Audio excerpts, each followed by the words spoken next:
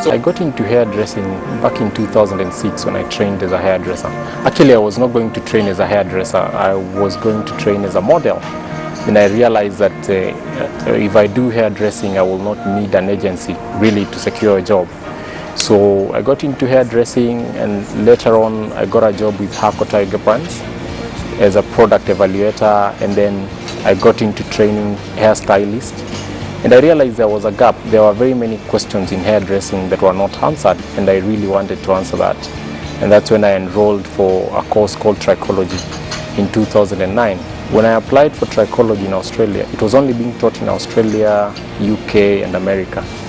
We were actually only 6 students from Africa, and only 2 guys graduated in 2010, myself and a friend from Nigeria. So yeah, after that I do a lot of consultation on people losing hair.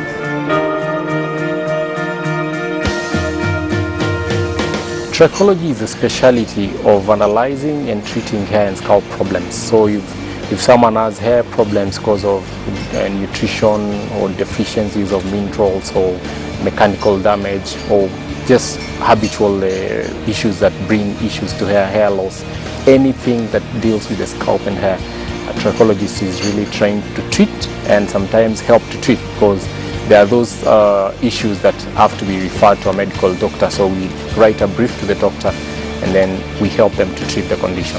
In this type of haircut, you can actually use a stationary guideline or a moving guideline. Me studying trichology was actually inspired by the fact that there was a need in the market to analyze the problems that are there in the market. There are a lot of unanswered questions. I mean, companies used to develop products that were not meeting standard, and I look at myself as the person who is responsible really to ensure that the products that we have in the market really meet the standard and do not mess up our consumers' hair. And then people losing hair, people with scalp problems, that was a need that I saw, and it's an opportunity that God gave me, and I took it.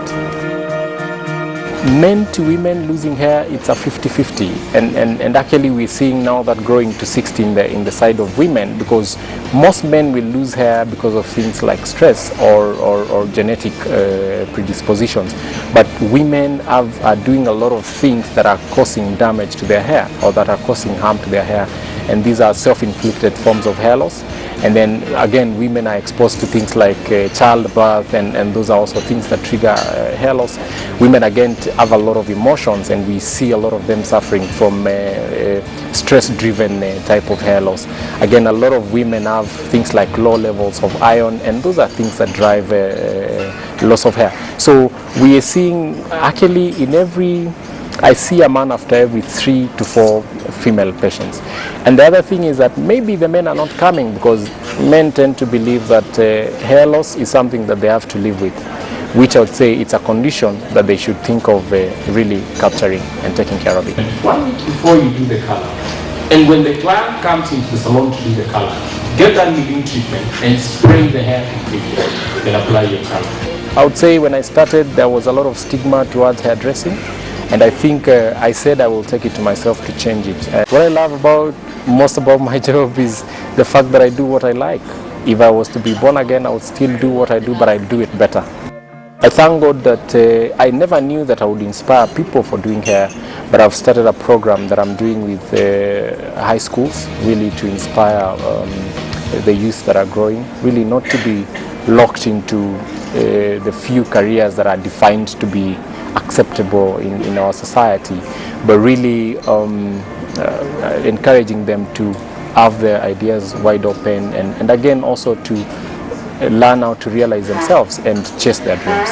But with cheaper raw materials, so that we can deliver a product that is affordable and gives you very good results. Until you get educated to understand hair, because it is a lot of chemistry, it is a lot of biology, we will continue misusing product, we will continue getting bad results when we work on our clients' hair, and we will continue messing up our consumers' hair. So I would urge my hairdressers, every time you hear there's something that is happening that would add value to your skills, please go and grab it. And the market is huge. In East Africa currently, the hair market is actually 13.5 billion. Which is growing at 6% CAG. So we're looking at a very rich market. that in the near future it will be even bigger, and we will help the government to create employment, and we are the people who should really be on the forefront to fix the economy of our country.